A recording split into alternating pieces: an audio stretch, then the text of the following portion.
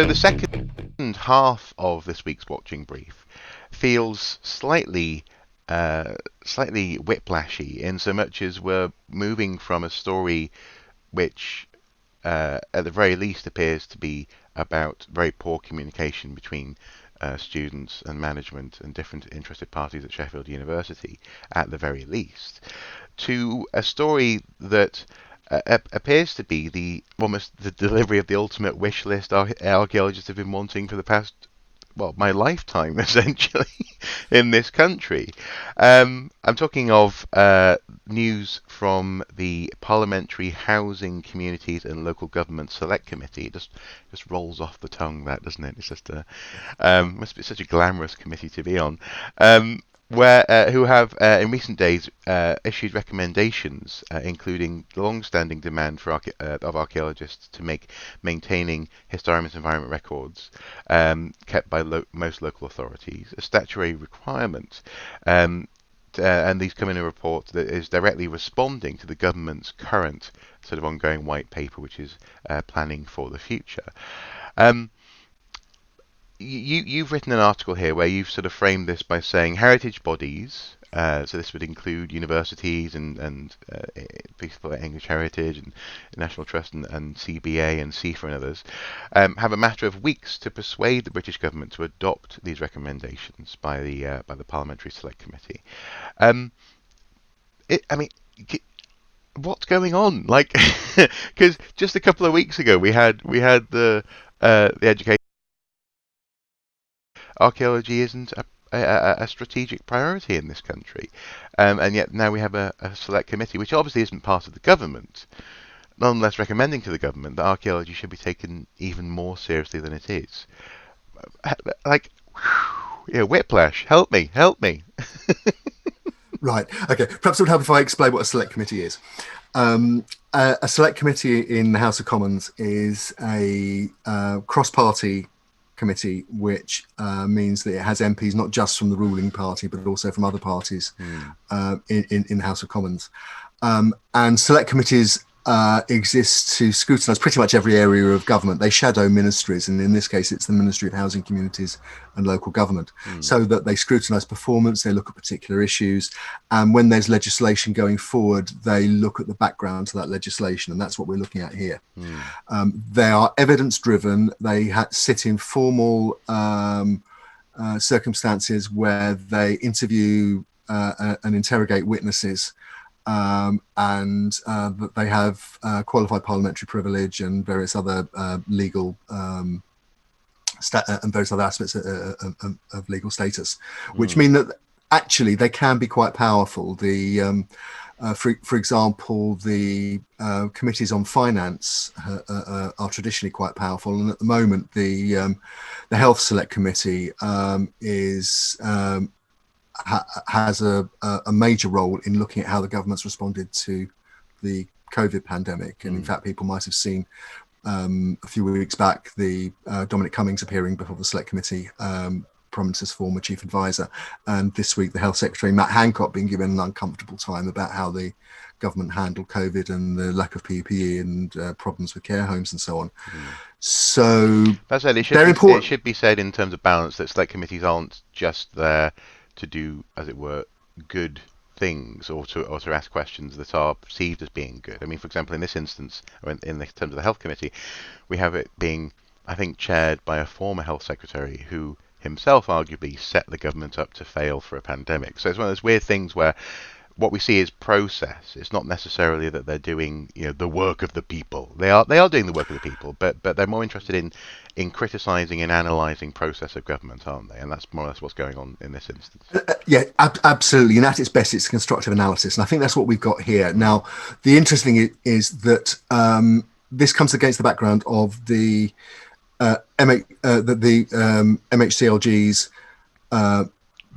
Building for the Future white paper, which is recommending significant changes to planning, which includes the assumption of planning consent in areas that are designated for development. It envisages a three-tier system, which is much more permissive than the current system, and where in most circumstances, there is much less involvement from the public in terms of local planning authorities having the ability to scrutinise and change plans and demand changes, but also for local communities to become and interested parties to become involved in planning issues. And anybody who's been involved in archaeology knows about planning archaeology and how contentious some plans can be.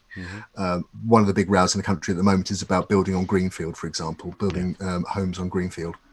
So that's the background. The white paper was published some months ago now, but the proposed bill has not yet been published. In fact, we understand it's been delayed. One of the reasons it's been delayed is there is pushback from particularly Conservative MPs in the south of England who are concerned that their vote will go to the Greens and to the Liberal Democrats and even to the Labour Party if as the government wants and the bill is likely to propose, it becomes easier to build houses. And particularly, the fear is that, again, the houses will be built on greenfield.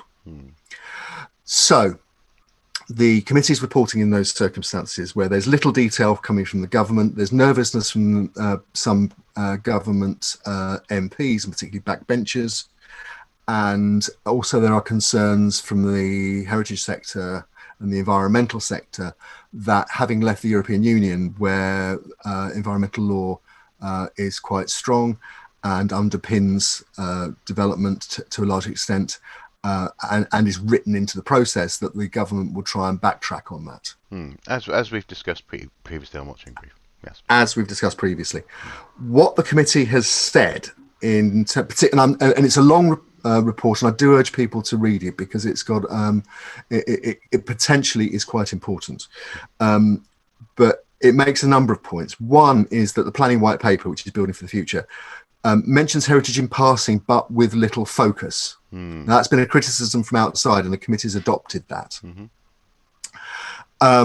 They also note that the consultation that went with the white paper didn't include a specific question about heritage protection. And there they quote Claire Dutch, who's a partner and head of planning and environment at Ashurst LLP, which is a firm that deals with environmental consultancy. And she said, the white paper doesn't deal with heritage in any great respect. We have an adequate framework for protection of historic assets in this country. It works, it does its job, and we don't need to tinker with it. The Bartlett School of Planning at UCL said, it's hard to see how well listed buildings could be protected in relation to development proposals for immediately adjoining buildings in a growth or renewal area under the government's proposals. Growth areas and renewal areas are the areas where the government is proposing to relax the rules and give an expectation of planning consent. So interestingly, actually, there was I don't know if you may not have seen this, but I may put this link below. There was a report that I shared yesterday on social media from Bath City Centre, where actually they're having to do very sensitive renewal of I think it's a World Heritage site street, essentially in the middle of the town. So that's happening under current legislation, but these sorts of rules are essentially under review and may well change, and hence this sort of commentary, I suppose, on that sort of stuff. But I'll put that in there anyway, just because I think that's an interesting, current case study. Anyway. Go ahead. Sorry. Absolutely. And there are other interesting things in there as well. For example, the British Property Federation, the committee records, asked to be able to ensure that historic buildings can be brought up to modern standards of energy efficiency sensitively, but more easily. The National Trust and Historic England both complained that the government's white paper took, and I'm quoting again, too narrow a perspective of heritage and historic locations and how existing protections would integrate into the proposed new system. They're seeing a potential clash between how heritage sites have been designated and protected under the current system and how that would mash up with the new, more liberal, as the government would see it, proposals. The National Trust also made another critical point, which is that currently, for example, historic parks, gardens and battlefields are only given any kind of protection at all under the National Planning Policy Framework. That protection isn't echoed in the white paper as it's currently written. And the NPPF would fall under the new bill. It would have to be completely rewritten. So cutting to the chase, the conclusions, and these are the things that are going forward to government for the government to respond to, really. Well, so And can I just add one more that I think you mentioned there, mm, and that is Brian Berry of the Federation of Master Builders. mm, You say here he made a significant point that there needed to be more skilled workers to deal appropriately with historic buildings to ensure zero carbon standards. Now, I know you yes. sort of I know you mentioned that sort of in passing, but it's one of those things where that's actually also saying we need to employ more people in this sector, isn't it? As well, it's not just about the framework, which is quite interesting. Anyway, so go ahead. No. You're absolutely right to raise that, and I'll come back to resourcing in a moment because Mm, the committee has things to say about that too. But yes, absolutely right. mm, This would require more skilled people in various areas. In fact, because apart from anything else, they're talking about upskilling and upgrading local planning authority planning departments, which have been largely hollowed out over the last 10 years of government cuts, if not mm, if not over a much longer period, in mm, fact. mm, So basically, what the committee's conclusions, which are what go forward to government for the Secretary of State Robert Jenrick at the moment, to respond to. These are the bullet points, and certainly as far as heritage is concerned, these are the bullet points.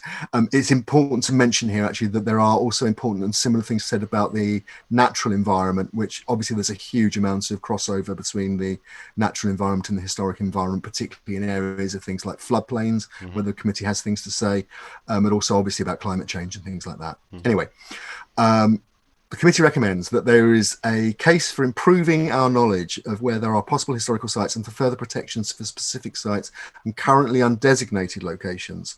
Undesignated locations are really important in terms of an assumption for planning permission being granted. mm-hmm, And they say the historic environment records data set should be put on a statutory basis. That means basically that every local authority by law would have to keep an inventory and update that inventory of known aspects of the historic environment within its boundaries. mm, Now, interestingly, in the context of, for example, the row about Stonehenge and the A303 upgrade and the Stonehenge tunnel, the committee say that the government should assess the merits of providing additional protections for other sites, such as those of local interest, i.e. things that communities identify as being important to them specifically, but also, and I'm quoting, World Heritage sites. mm, mm, And finally, they implicitly criticise the way that the bill has been and the white paper have been presented by the government, because they say we also recommend that the government publish an assessment of the impact of its proposed changes on historic buildings and sites. This should include the impact on undesignated and future archaeology and on heritage sites situated in growth areas. They're basically saying publish a risk assessment of the bill and the impact it'll have on heritage, and they say that that should happen before the bill, or certainly during the passage of the bill through Parliament, which may begin later this year. mm. And finally, Giving decision makers the opportunity to have a sense of what it is that they're voting on, as it were. that's right. Yeah. And now, and this is the real rub for Whitehall, and particularly for the Treasury, because the committee recognise that what they're asking for is going to cost money, Mm-hmm. and they recommend that the Ministry for Communities, Housing and Local Government obtains a commitment from the Treasury for additional funding of, they say, at least 500 million over 4 years to go to local planning authorities to support the transition to the new system. So that means, new staff, additional resources, probably new IT, etc. Mm-hmm. Actually, 500 million across the whole country and the number of local authorities we've got doesn't stretch that far. But any additional spend at the moment, the Treasury, the Treasury has been pushing back on the spend for children to recover from the pandemic, on payments to schools and the education system. Mm-hmm. They've offered a tenth of what the government expert suggested. Yeah. So trying to get any money out of the Treasury at the moment, I just say good luck with that. Mm. Now, just to finish, the important thing about this is, as you said at the beginning, parts of this, and certainly the idea of statutory HERs, is something that archaeologists have been asking for decades. Mm-hmm. Mm-hmm. It's the HER is the critical building block of a planning system that can reflect heritage on the ground and in the ground. It's also on that level. If it was to be a local historic environment records office, as opposed to regional ones, it would also be a far more accessible resource for everyone. So for people who are interested in planning issues, for people who are interested in local heritage, for archaeologists doing research, across the board, it would be a very useful resource. Because as it stands, such things are held rather disparately, and people have to sort of piece them together. If they're doing very specific local, local level research, or they have to travel to a regional office. I mean, I happen to live in a city where on the edge of a city where our regional office is held, but even then, it's not convenient. So there's a grassroots level access potential there, which is quite interesting. Absolutely. I think the assumption is as well that much of this new structure, really infrastructure, the statutory HER would be available online as well. I think that there's an expectation to move online. I think across government, and this would be no exception. Obviously, some records like paper records and old maps and so on would remain in local repositories, local reference libraries and so on. But the raw data of what's where and so on would be available as an online database. So potentially, it's a very big win for archaeology. It is possibly labouring under the disadvantage that they're asking the government for two things. One is for increased protection for heritage in certain circumstances, and also critically for more money. But the critical challenge, I think, for anybody in the heritage sector seeing this is the government now has effectively 2 months to respond. They have to respond by the 11th, I think it is, of August, to the Select Committee. And that's normally in the form of a written response that's placed before Parliament. And the range of responses the government can offer range from, we'll accept all your recommendations without question and we'll go ahead and implement them as quickly as possible, to thank you for your report, which we've read with interest. And now I needed something to prop up my wobbly table. Thank you. Exactly. So as things stand at the moment, we can speculate as to which end of that particular spectrum the government might fall. What I'm suggesting at the moment is that this is offering such a big win for archaeology that if sector bodies don't get behind this very quickly and start to campaign very vociferously for the conclusions of the Select Committee, saying to government, we want this, we need this, telling MPs that we want this and we need this. It is possibly one of the best opportunities archaeology's had in a long time to get one of the key protections and tools that it has been asking for years. And it comes at a time when obviously people are also trying to launch and sustain campaigns about the value of archaeology as well. Indeed. So actually, potentially, it could be a wonderful synergistic moment to have to be able to point to such recommendations. Yes, you're talking in particular about the new campaign #DigForArchaeology, which has a new website as well, which is really only a matter of days old as we're talking about it today on the 12th of June. And but in fact, it potentially could be a really important grassroots voice advocating for archaeology. It's particularly unlucky, really, that such a big issue has come up almost simultaneously with the campaign starting. I think it has to be said that D4A is looking to mobilize people to promote archaeology, and this is an ideal opportunity to make that voice heard, and not just the voice of archaeologists, but as you mentioned, with the community aspect of the HERs, anybody who cares about where they live. This is a potentially really big win in terms of making the area that they live better, both in terms of the natural environment, the heritage environment, but also the natural environment. I personally, I don't separate the two. I think we just have one environment. Yeah. And so a voice like D4A is potentially very important in this, and hopefully that in fact I know they're looking at the ways of mobilising their voice in this particular debate. But also, it would be great to see CIFA, CBA, FAME, other people actually picking up this as a potential and at least trying to score a goal. Like. Absolutely. Now, okay, CBA and CIFA in particular, Federation of Archaeological Managers and Employers, FAME as well, Association of Local Government Archaeology Officers as well, another organisation. They will all probably say that they're doing things in the background. But I think with this government in particular,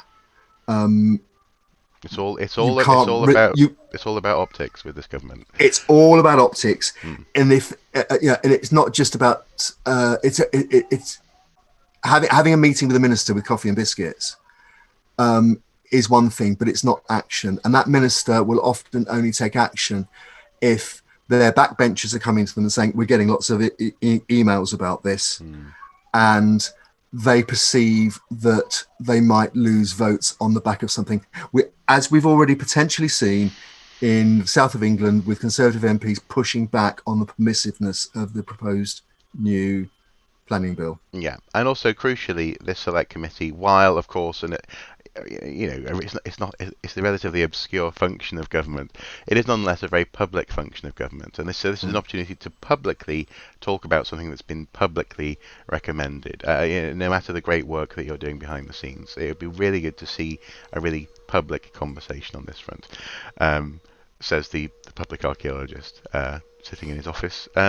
Now, in fact, almost at the bottom of his cup of tea and eager to go and start editing this. So, any final words then, Andy, on this week's Watching Brief? I think in both cases it's watch this space, and in both cases these are pretty time. Well, at least the current aspect of these stories is time limited. As I said, all the sector bodies and the public have a matter of weeks, probably less actually, given that the parliamentary summer recess is coming up, to try and persuade the housing and local government department and the Prime Minister that these and the Chancellor that these proposals need to be adopted. And obviously we've got the meeting of of Sheffield's Senate coming up later on this month as well, which is due to advise the university as to whether or not to adopt the resolution of the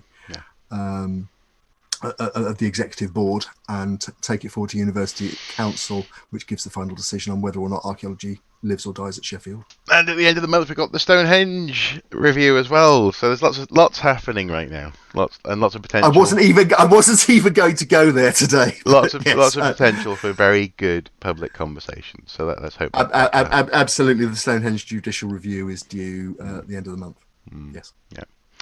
Well, guys, this has been a slightly longer watching brief than we're aiming for on the weekly basis. So I'm going to try and ensure that this doesn't happen too much in terms of mission creep. But it has been, nonetheless, hopefully, you'll agree, an informative one. And we'll definitely keep an eye on both of these issues because they're both very important. Hence giving up our Saturday morning to record about them. Thank you for your time, Andy, this Saturday. Have you got any interesting plans this weekend?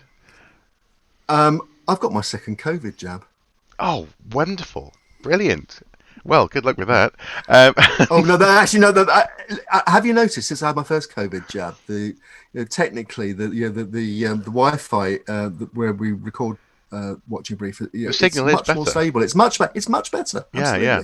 And I noticed that the soup tin behind you is moving towards you a little bit as well. Maybe there's some ferrous metal content there. Oh, absolutely. It's that slightly dull greeny nuclear glow I'm slightly concerned about. Yeah. But it does mean you can save on night lights. Anyway. Right, yeah, I'm going to go. We need to go and just have a lovely weekend. You guys have a great weekend at home as well, and we'll see you next week. Okay, bye-bye. Bye-bye.